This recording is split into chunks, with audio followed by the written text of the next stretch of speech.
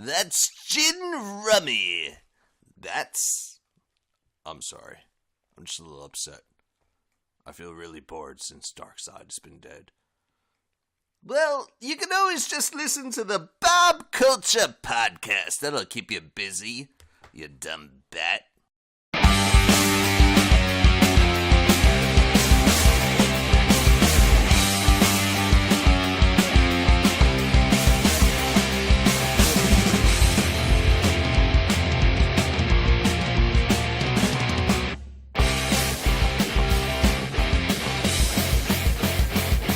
All right, everybody, welcome to episode 39 of the Bob Culture Podcast. I am joined on the line by Mr. Guy Juravich, inventor of the Spinbal cymbal spinners. Guy, thanks for a few minutes. How are you, bro? I'm doing great. Thanks a lot for having me, Bob. This is going to be a lot of fun. Looking forward to it. Nah, I appreciate it, man. I appreciate calling on Skype. And, like we were saying, dude, you got a great radio voice already, man. So I'm excited to hear the origin story, if you will, of the Spinbal cymbal spinners. But first, I want to know a little bit about you, man. I want to know a little bit about your background. Are you a drummer? I'm assuming you're a drummer. Are you, like, into science or physics or inventing things? Tell us a little bit about your background. Oh, cool. Well, yeah. Well, for starters, thanks for having me on. I'm really excited to be here. I love talking shop about Spinbal, and yeah, I mean, my background is kind of bizarre. Not really what you would imagine for someone who's invented a cymbal spinning product. But then again, I don't know who would be the stereotype for that. Yeah. So I have no background in science whatsoever. In fact, my family are all sociologists and historians and very academic. So I come from Amherst, Massachusetts, as well as Philadelphia, Pennsylvania. So I grew up in both places. Nice. And yeah, I mean, I got my start playing drums real young. I made my first record to click track in a professional studio when I was actually 12 years old. No way. Yeah, with my brother's band. They were older high school kids. I was in middle school. And then I went on to continue playing drums throughout high school, doing jazz bands and formal stuff. And ska punk was all the rave in Massachusetts in the 90s. That's all. Hey, man, that's some of my favorite stuff for sure.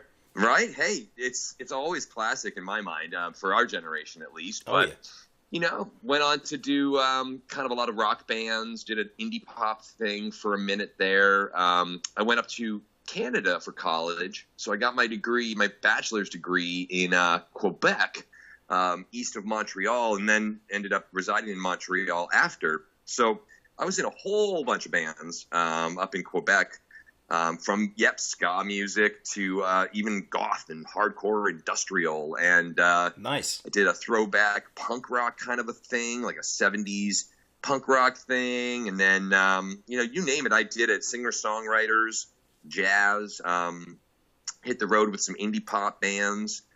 And then when I came back to the U.S., I mostly was a hired gun type. So I did cover band work, namely with a Rolling Stones tribute band, which did a lot of casinos type stuff. So casinos and corporate gigs. And then the final tour that I did, which was about 5 years ago, was a burlesque and sideshow tour. And that was the Coney Island sideshow mixed with burlesque dancers, and it was known as the Pretty Things Peep Show. I'm not sure if they're still going around doing it, but that was a wild tour, and that was the tour where I discovered sort of some of the Spinbal stuff. Okay. And that was the last time I played professionally, and so ever since, I've been focusing on Spinbal as a business and as a brand and a product, yeah. No. So that's really the kind of fast cruise through my background musically to get me to here I am. No way, man. So this is like so first of all, man, as a drummer, just playing all those different kinds of music, man, I think that's awesome, even when, I started learning when I was 11, and then I played just like you, jazz band, pit orchestra, marching band. I learned a ton, and it's cool learning all the different styles and playing in different bands, man. I have to ask you, man, and we'll talk about how you invented the Spinbal and stuff like that. Are you about like kind of like the visuals and being flashy and stuff like that? And there's nothing wrong with that. I'm just curious. Well, a little bit of both. Like I didn't really know that I was or wasn't. I mean, I've always been experimenting with gear. So I think initially it comes with just wanting to try new things. I'm creative in that regard. So I had a big barn that I grew up in a farmhouse, and we had a barn, and that's where I rehearsed and had my drum set. And so when I was a young kid, I would hang these cymbals from the rafters, like 20 feet up above the drum set. So they would hang kind of like pendulums. That's awesome. And so, yeah, even as a kid, I was doing that at like 15, or 14, or, as a teenager. And so then when I went on to do other bands, it was always image forward, two-tone ska, or, how hipster can I look, or punk rock can I look? But really, it was the goth band, the industrial electro band that I had joined, called Left Side Neighbor out of Montreal. And we played some amazingly theatrical shows, with fire throwers and, all kinds of other ancillary performers. So we had, that was really where I learned to become a showman, in addition to a drummer. And then, yes, that totally did inform my touring years after that. Particularly with the burlesque stuff, right? So that's all about showmanship, really.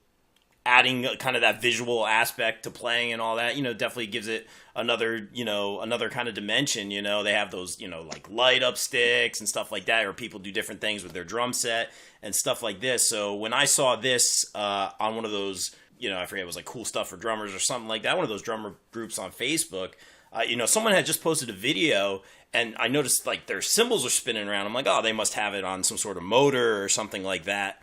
And sure enough, I looked in the comments because a lot of people were asking about them, man. And I found you. I found the product. I bought 2 of them for the studio that I teach at. They were awesome. hit. They were hit with the students. They're hit in the studio and stuff like that. So yeah, man, it was meant to be.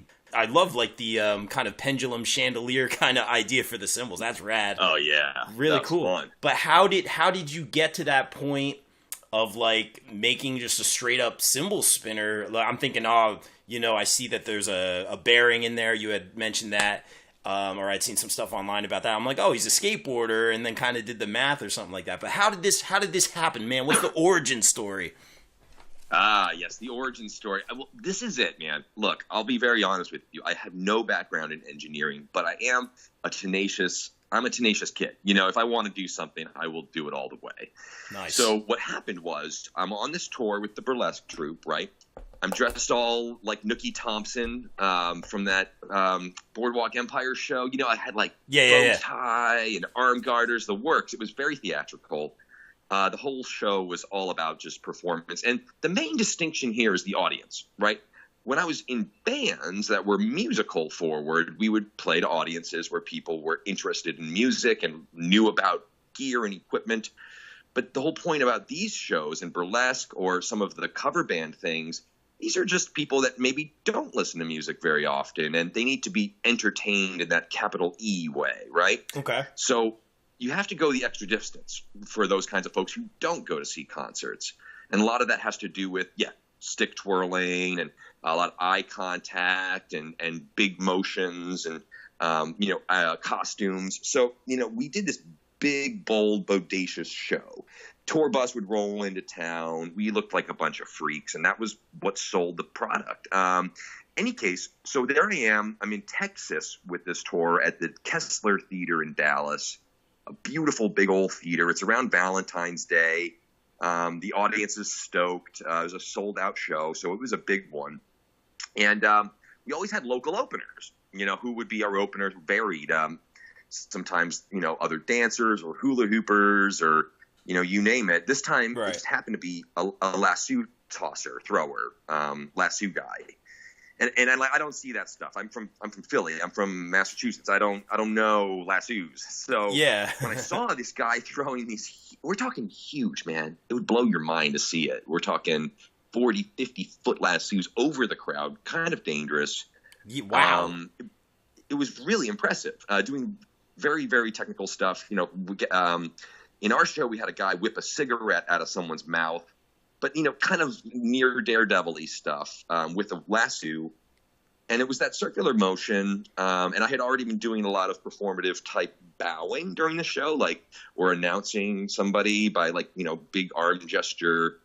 And so I just started to bow and grab my cymbals while doing it. I had a crash and a ride, small tour kit, Yeah. and I just would spin them, and that was it. I noticed the spinning looked cool, and it was during that show that I just actually kept doing it. I hit the cymbals, noticed a cool vibrato type tone coming from the little shaky wobbly thing. I thought that was cool, but mostly it looked cool. So I just continually, every break during that show, I spun them. And at the end of the show, they always used to go through, with the band. Okay, there's the saxophone player, and everyone would clap. Or, oh, the guitar player. Yeah. And then they got to me, and it was always just whatever. Okay, all right, there's a drummer. Yeah, But I know that story. Yeah, right? I mean, we're always the last one to get announced. That's all right. Anyways, so this time round, I got a standing ovation, and I was blown away. And I never get that kind of response, So I was excited. Didn't know what the difference was, and then realized, it must be the spinning. So I continued to do it throughout that tour. Practiced it, for certain times in songs where I could spin it. And really, everyone after every show, there would be at least one or two drummers or musicians that would ask me, "What are you doing and why are you doing it?" and talk to me. And that was sort of, how I got the interest in it. And yeah, I mean, that's kind of bizarre in its own, but then the real bizarre part is then trying to figure out, right, like, how would you spin it, Have you ever tried, like, when you mod stuff for drums, it's not very easy. There's not very many, I'm with you, like options, yeah.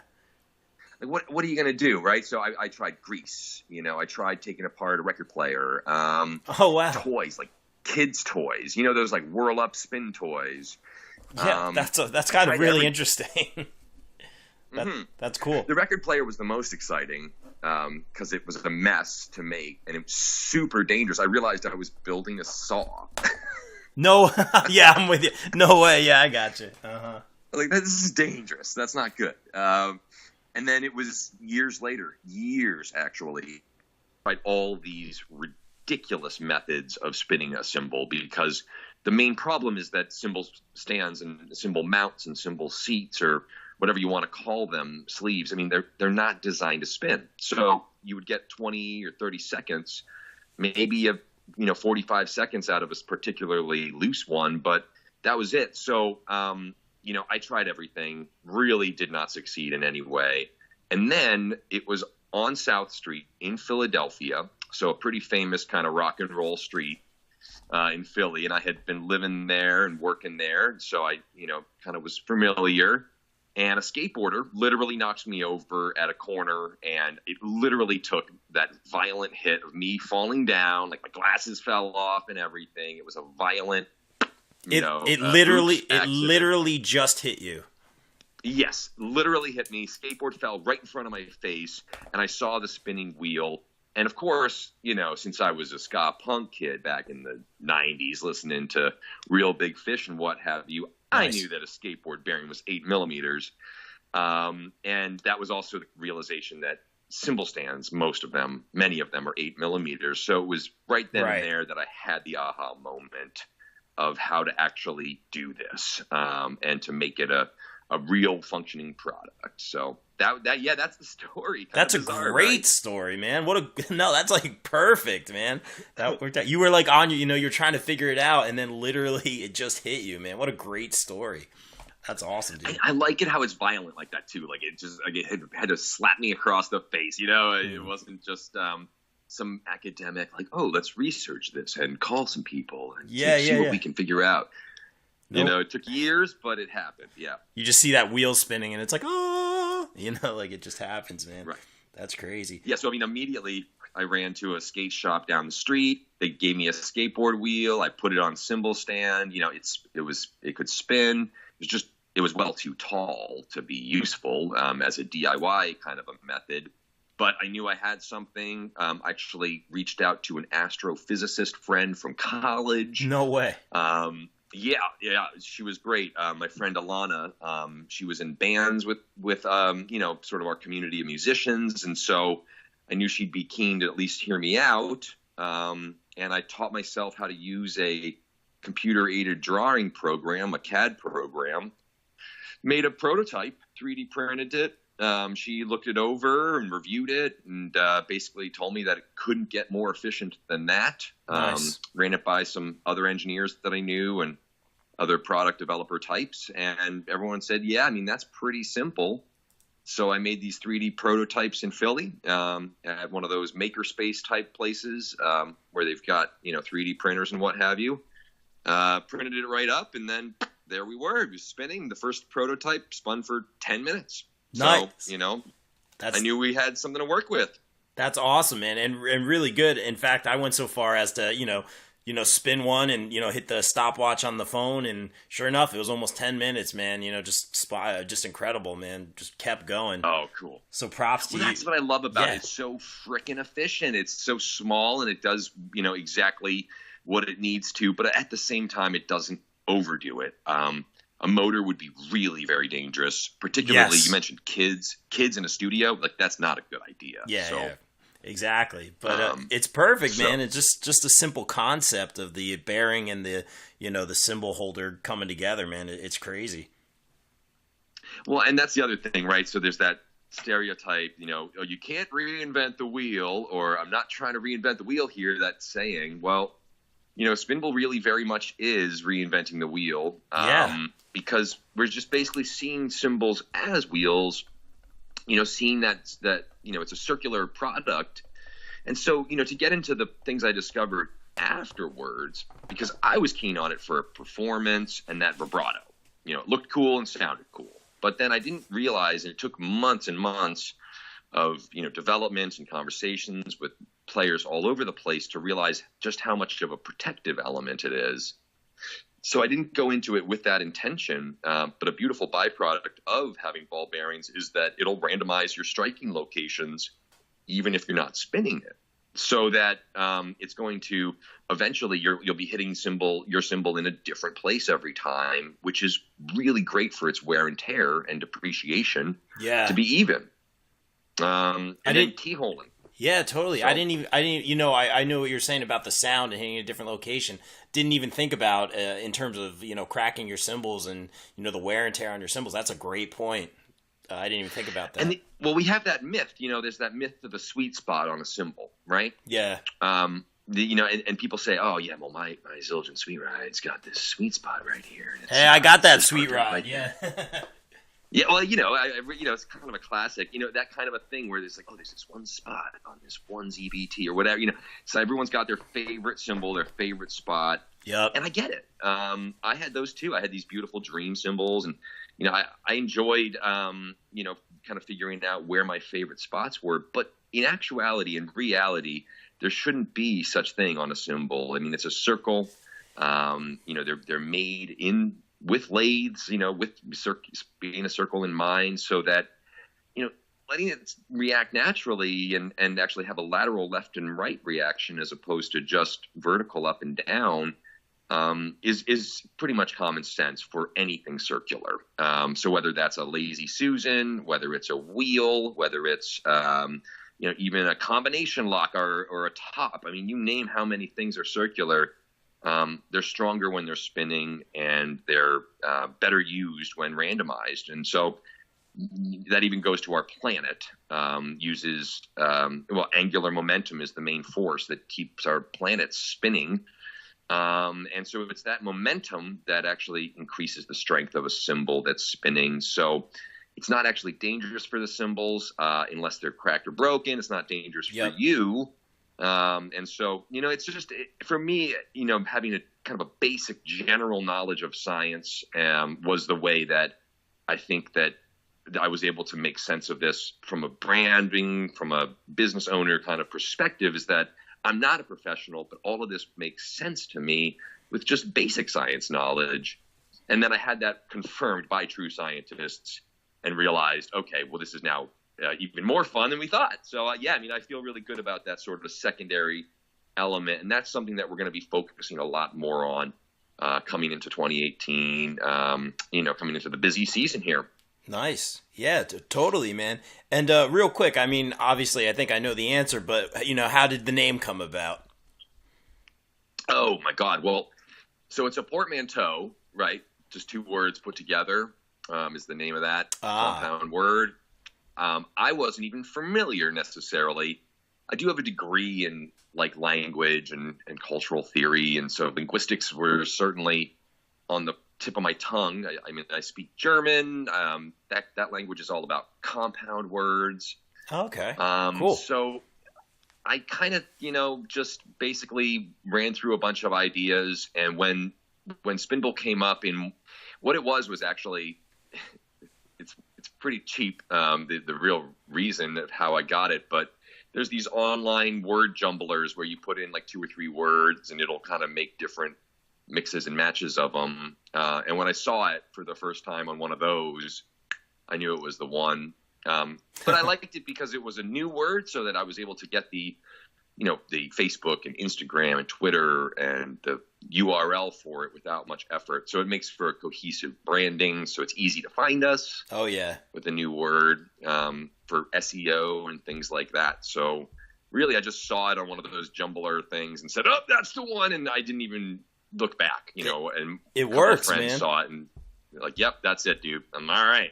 No, it's a home run, and I'm totally with you on that whole like SEO thing and kind of having your own word. Like our band name is Vection, Vextion, and we are the only Vection. You type in, Vection in Google, that's it. You find us. It's I just love it. our You thing. got to be able to stand out from a marketing perspective. Dude, If you're competing for attention, it's really a shame. And in our industry, there's the Sweet Spots and Sweet Spots clutches. And I love That's Rob right. over at Sweet Spots. I mean, I've met them both. I mean, I've been conversed with both of them, both companies, but that is genuinely confusing. And it's a real shame. One's Canadian, one's American. I understand there's some issue there, but it can be really challenging when you have to compete for just your name. Yeah, no, totally, man. But this one, this one's a home run.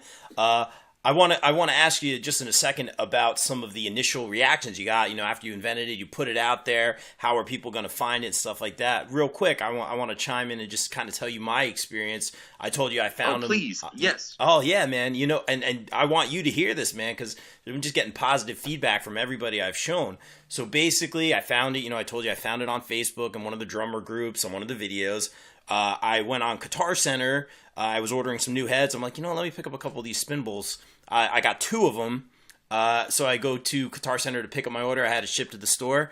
And the drum guy who's always they always have the drum guys there helping you out. And he's, Right. make sure everything in the box is the way you ordered it. And I'm looking, he's like, "Oh, what are these?" And I'm like, "Oh, they're these cymbal spinners. They're really cool." He goes, "Oh, let me know how these work." Like, he was so intrigued. He's like, "Oh, Awesome. Can I take it out of the box?" I said, "Yeah, go ahead, man." He looked at it. And, I explained to him I had read that there was the bearing in it. And he was like, these are, guys that know a lot of stuff about drums. Obviously, they work at the store. They've seen everything. And he was super intrigued. So next time I go back there, I got to tell him that it really worked out. I brought him to the studio. Everyone there, from the kids to the teachers, were really intrigued. In fact, I may have some new customers for you from the school, so we'll talk about that in a little bit. But Awesome. But yeah, really super well received, to the point where people come in and start spinning the cymbals, and I'll be like, "Oh, I didn't put them on yet," so they remember, and I think it's really gonna catch on. I mean, my first thought was when I saw the video, I'm like, "Oh, this guy rigged a real cool motor to his cymbals. That's very interesting." And thankfully, it's not a motor, like you said, for a lot of reasons, for safety issues. Mm-hmm. But just such a simple concept, man, and it easy setup and ready to go, man. I'm all about the visuals, just because like you said, people giving you that standing ovation, when just they remember those little things. Like, I'll use these light up sticks that I have, and they're terrible to play with. They're like flimsy and not balanced, and but people go crazy for them. It's such a I'm sure they love them. Yeah. It's such a stupid little thing. But these Spinbals are Those are way fun. cooler. The Spinbals are awesome. I want to get all my cymbals going, spin them before a song and get it going, man. But just so you know how it's been received, man. I think it's going to catch on, that, man. Thank you so much. And that's actually the exact trajectory that I was hoping, actually, when we launched. My goal was never to overplay myself, my own role in it. So I don't know, you'll probably rarely see me personally playing the drums on any of these videos. I was forced to at the very, very beginning. Sure, I didn't have any interest.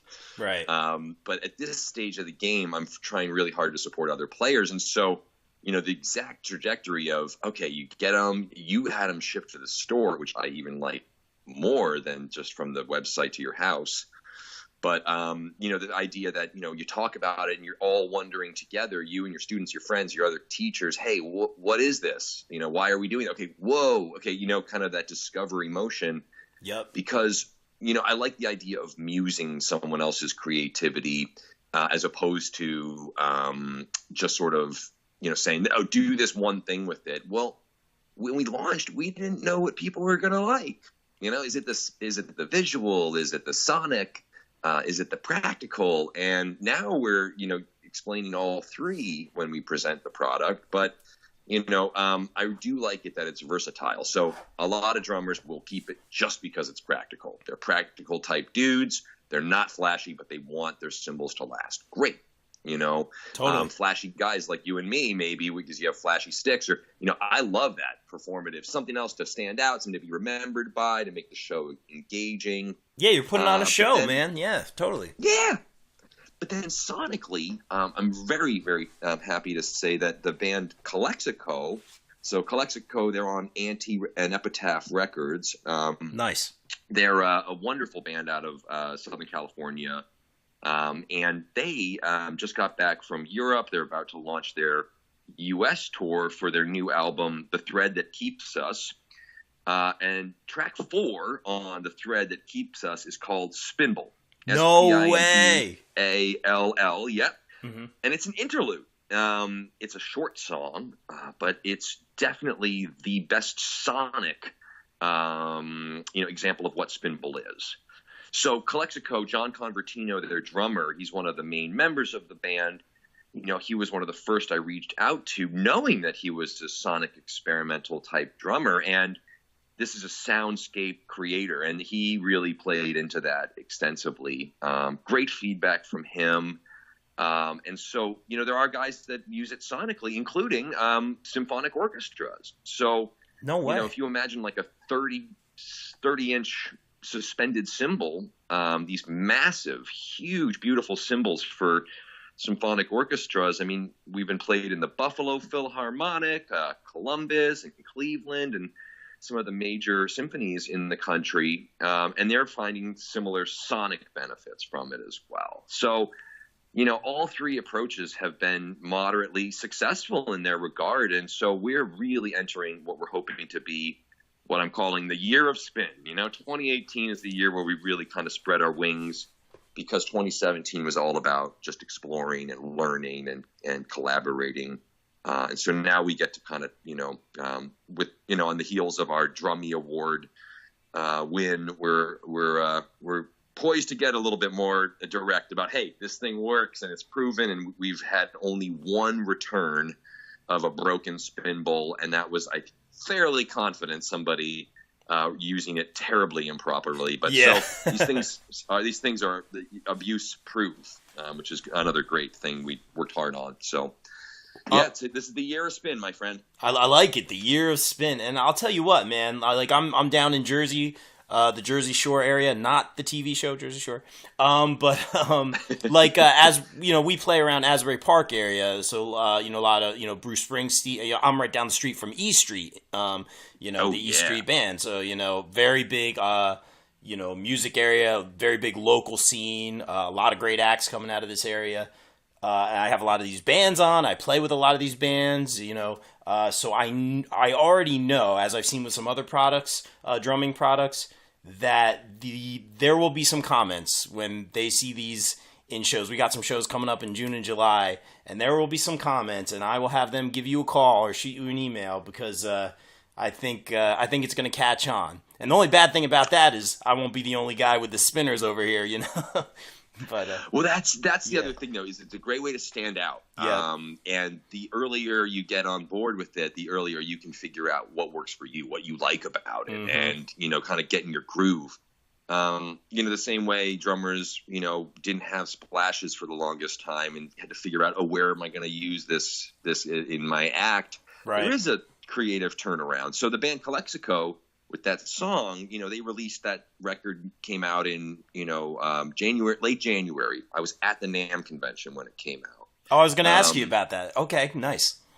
Yeah, I was at the NAMM convention when it came out, but they had gotten Spinballs as far back as, he had early prototypes, so February the year before. So it was a whole year, for him to really get it out there, and now he's playing it live.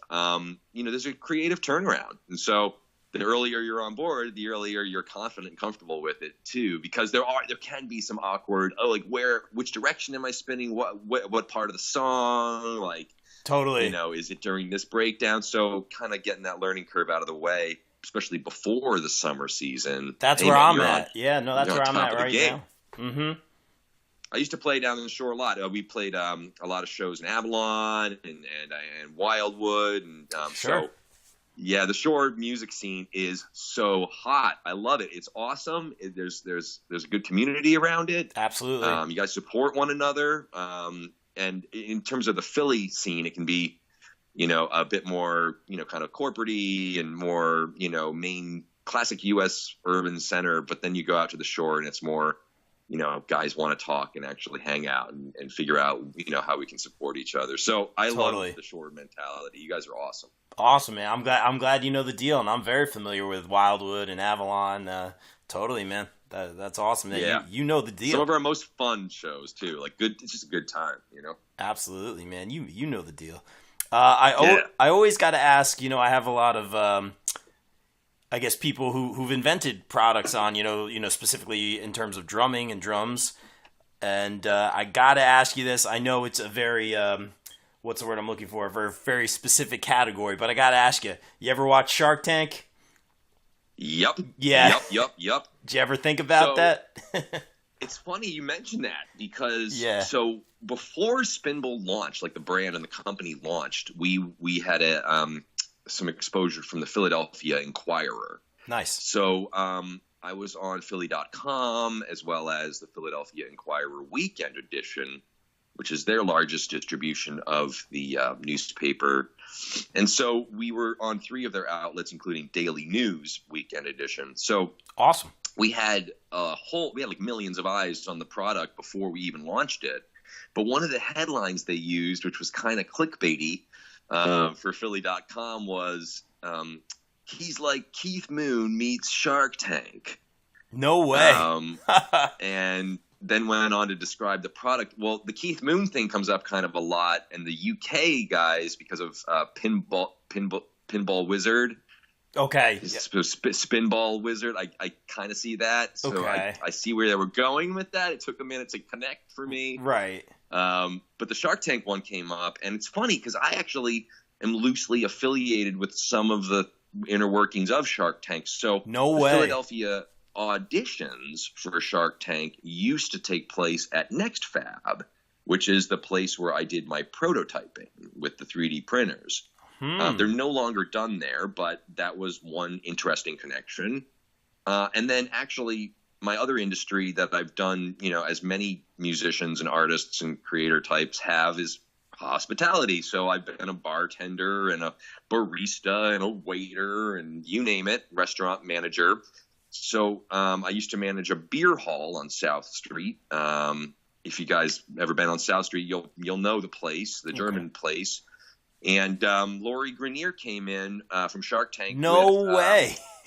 Yeah, with a few restaurateurs. So Steven Starr from the major catering and the major restaurants, as well as the dude from Bar Rescue. I forget his name. I'm with you. I can't.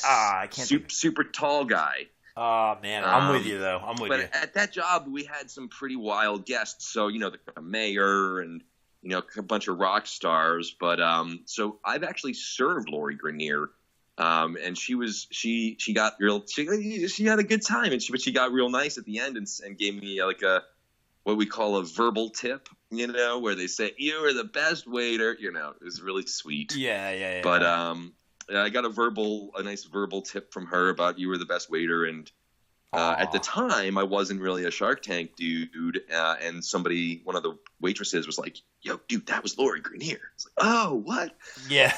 So, of course, I've gone on now, having launched the company, to being a viewer. And there actually are auditions on May 10th in New York City pretty soon. Really? But, yeah, and so I was aware of them. And basically what I've decided is that I'm going to hold off right now on auditioning for 2 or 3 reasons. One, the main reason is that I'm actually not the sole owner of the company any longer.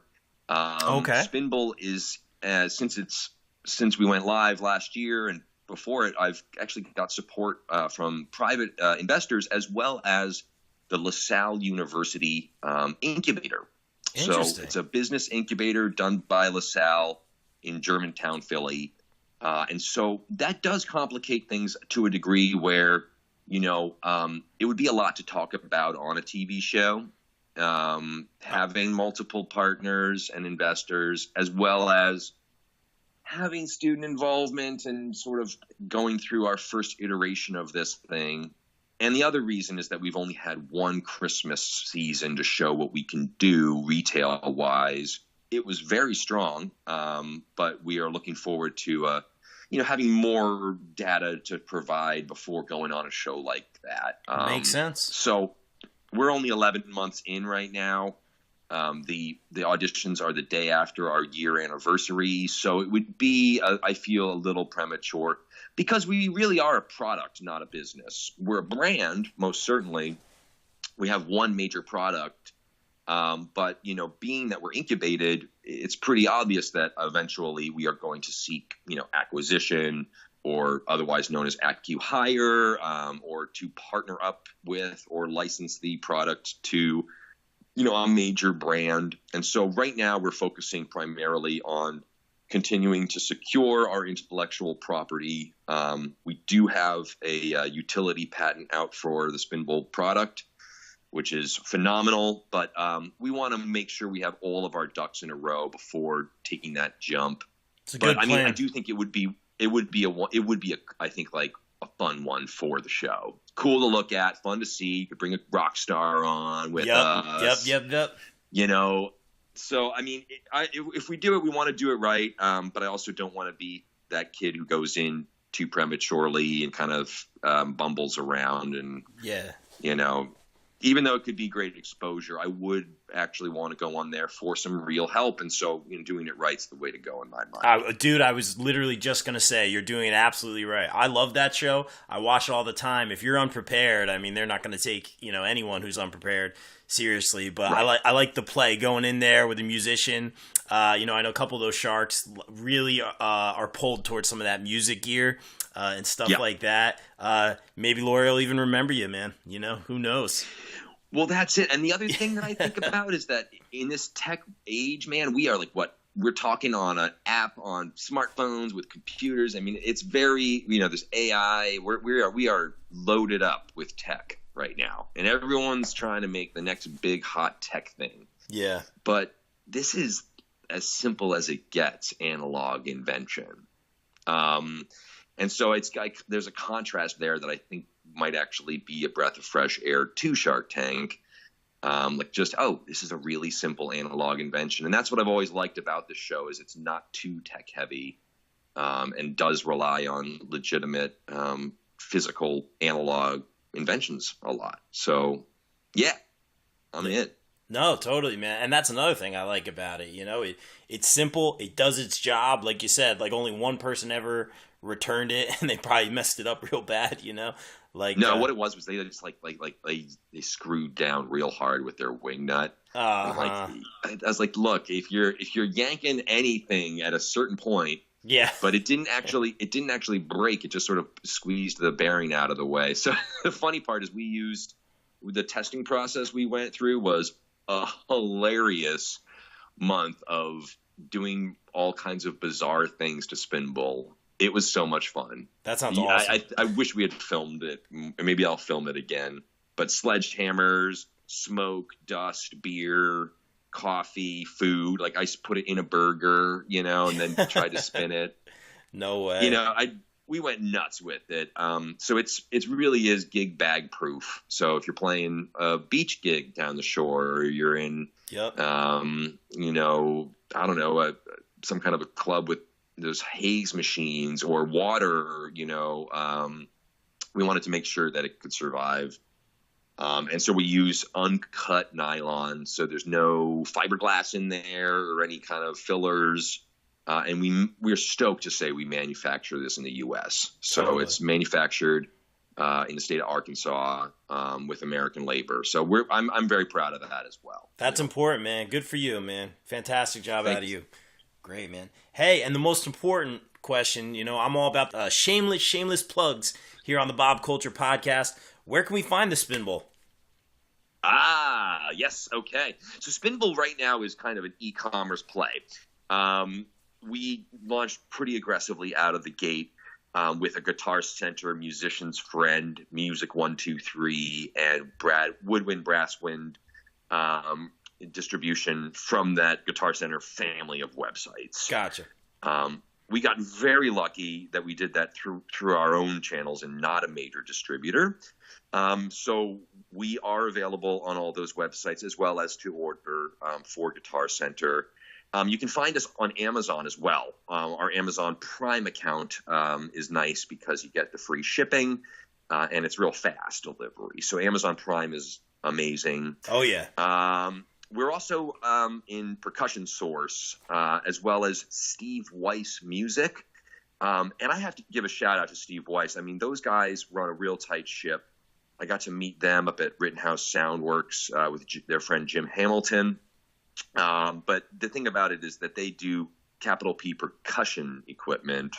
And it's a very, very heavily curated and it's really professional grade stuff. So being included there really means a lot to me personally. So Steve Weiss Music. And then if you're in Philadelphia, my friend's store on South Street is called Bridge Set Sounds, right by that German beer hall. He's a great friend of mine. He's got some there. We're available in store in my other hometown of Northampton, Massachusetts, as in the Connecticut River Valley. So there are a few store locations, but mainly, we're all over the e-commerce platforms. So we're also on Reverb. So Reverb, Amazon, Guitar Center, Musician's Friend. We're in the catalog of Musician's Friend too. And then internationally, I don't know how many international listeners you have, but we are available through Gear for Music, which is a very large European online e-commerce platform. So that's been translated to like 21 languages. We're available in local currencies all across Europe, mostly in the United Kingdom. We have some wonderful connections through our distributors at the Music Shipping Company. Great guys. And then our Japanese partners, Kikutani Music, have done a wonderful job in Japan with Spinbal, and Wow. we are spreading our wings out there. And we also have amazing Australian and New Zealand partners, Inferno Music. Pretty cool guys, kind of a pirate theme. Very cool. That's awesome. But yeah, so we have achieved some pretty aggressive international distribution. We are available on 5 continents. But I mean, right now we are focusing on being available for e-commerce simply because it's small, it's cheap to ship, so it's affordable. And in terms of the mom and pop stores, we're kind of waiting for the stores to come to us in some ways because a lot of stores are not willing to take on a product that's not from their distributor because a lot of these guys will just open up a catalog and say, oh, I'll take that and that and that and 3 of those and 4 of those, and if it requires another process, they're not interested. So we've actually had a lot of complications dealing with a lot of small mom and pops. And even though it is heavily demonstrable and easy to show, hey, this is what it does just by spinning it, it's a real shame that generally purchasing trends are going online. So we're kind of embracing it, and we're focusing most importantly on just getting our name out there at this stage. Since we are available from these major retailers, we are hoping to be in Guitar Center stores on their floor by the end of the year. There's no guarantee there, but we are definitely a strong contender, and I've had wonderful conversations with the corporate management, and we're pretty confident, though, at some point in the near future, we will be on the floors at Guitar Center. So I'll tell you, there's my little rant. Yep. No, that's good, man. That's good stuff. Good to know. And I'll tell you what, I told you, the dude working at Guitar Center, he was like, oh, what is this? He was into it, so they better get that out on the floor. Well, I just think it'd be one of those fun things where, if I worked at one of those stores, I would be kind of fidget spinnery bored. Yeah. So I would go and spin it just to have something to do sometimes. So I think the guys who work at those stores would like it a lot too, Oh, totally, man. No, for sure. Yeah. And real quick, I got to ask you, man. I saw a little while ago you guys had what was it, buy two get one free promotion. Do you guys have any more sales coming up or any promo codes in the future or anything like that? Good question. Well, we did a buy two get one free spring special. We did that for about 2 weeks at the end of the month. It was a good one. It went well. We are going to be launching some new ones. At the exact moment, we do not have any specials on our own website. However, a lot of our partners have really good spring specials. So nice. I know for a fact that Musicians Friend and Guitar Center are going to have some really nice touring season, kick off the touring season kind of sales. Yep. So they'll have some good ones, and I will definitely make sure to get you in the loop for our next major one because if any listeners are on the show, hey, reach out to me. We like to throw swag in where we can. So if we know who's buying the Spinbal, hey, well, why not? We'll throw a T-shirt in if we can, or if you're just really excited about it, let us know. And if you're planning on tagging us on Instagram or Facebook, that's where we love to share extra units because, see, we don't do a traditional endorsement program because we're a small company, because it's a cheap product. It's not really the proper quid pro quo to say, tag me in all your stuff for a $14, $12 thing. Yeah. Totally. So, but if someone's interested in doing that, we love reposting our supporters and we take care of them. And so our Instagram following now is about to hit 13,000 in less than 11 months. That's a pretty good turn. And so, it's good exposure. So yeah, hit us up if you're listening and you want to, get spinning on some videos and you like doing that kind of thing. Don't hesitate. Awesome. And I'm all about that swag, that's good stuff. And you guys are at Spinbal, right? Just on social media pretty much all around, right?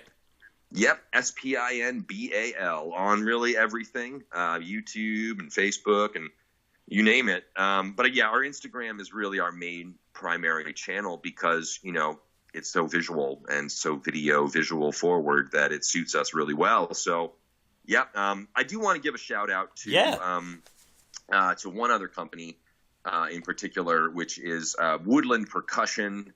And this is definitely another topic for another time. But if you're interested in Spinbal and the spinning cool visuals, Woodland Percussion out of Avondale, PA, rather. Okay. It's a little out of Philly, but he is doing custom cymbal patina design. And so our second patented product is a patina solution that can patina cymbals to be real dark. From which it's real easy to stencil out designs. What? So, that's awesome. Yeah, I know. It's nuts. Because obviously the spinning looked cool. Well, how can you make it cooler? Let's customize some cymbals. Oh, man. Patinaing is really dangerous. We had a cool, we were approached about a cool product. And so we also sell a patina solution so you can DIY it at home. But if you're interested in sort of something more professional, our friends at Woodland Percussion, and they're listed on our website under our collaborations section, but they are doing beautiful, absolutely stunning custom cymbal patinas that are designed to look good spinning. And so I can't say who and I can't say what and exactly where, but a major artist will be using some custom cymbal patinas done by our two companies, as well as another major company. And actually, it'll be released on a major platform this summer. So stay tuned. We're just tip of the iceberg with the cool cymbal art. I mean, So strobing, kind of trippy, spirally type stuff is now possible. And so, yeah, I mean, if you want to open that, go down that rabbit hole, go to spinbal.com. Check out the Tina section. I do, man. Totally. That is like super interesting. And I got two things to say about that. One, I'm all about, my Bob Man kind of moniker. I have that Super B, like the Superman logo with the B. That's like my thing. So that might have to happen on the cymbals. That's pretty cool, man. We'll talk.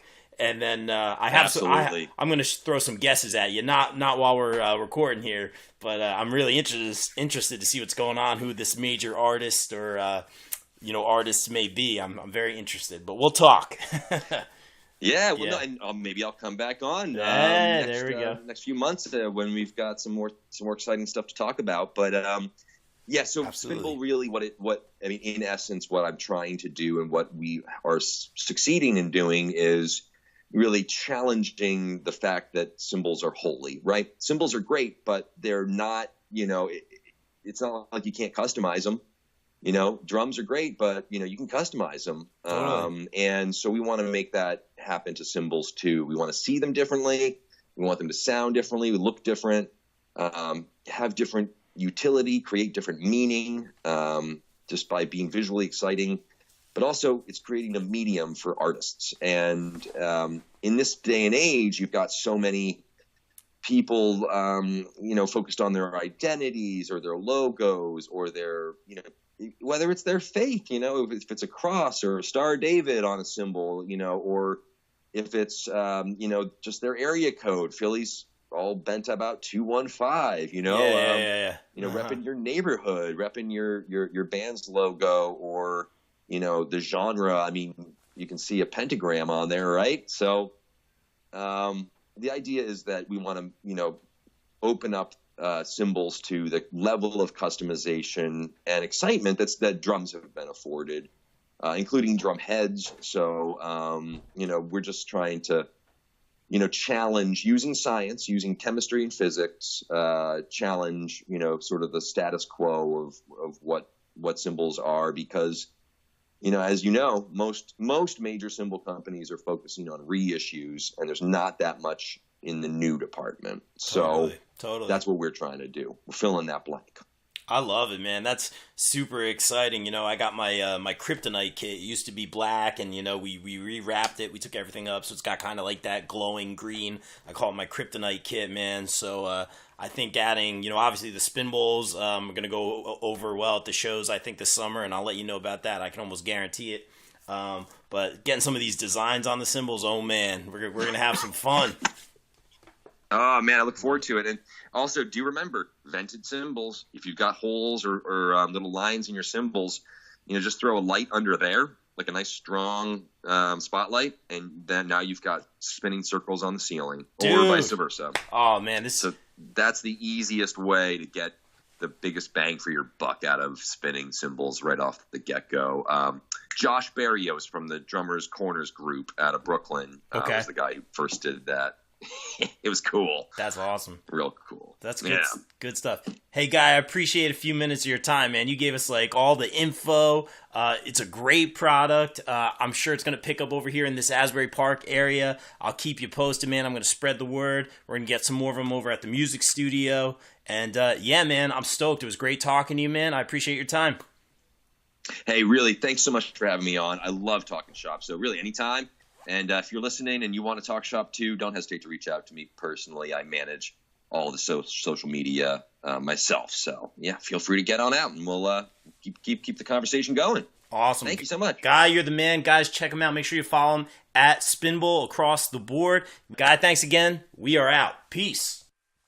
Hey guys, thanks for listening to this episode of the Bob Culture Podcast. If you'd like to support the show on patreon.com for some great incentives, check out patreon.com/Bob Culture Podcast. I'd like to thank my newest patrons, Mike and Michelle Vermillion from Sledgepad LLC. Sledgepad is the revolutionary bass drum dampening system that make blankets in your bass drum a thing of the past. I love my Sledgepad and is currently being used by drummers from national acts such as Pink and Collective Soul.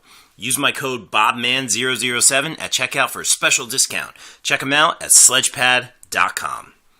Finally, don't forget to support the show by leaving a review on iTunes or give me a like on facebook.com/BobCulturePodcast.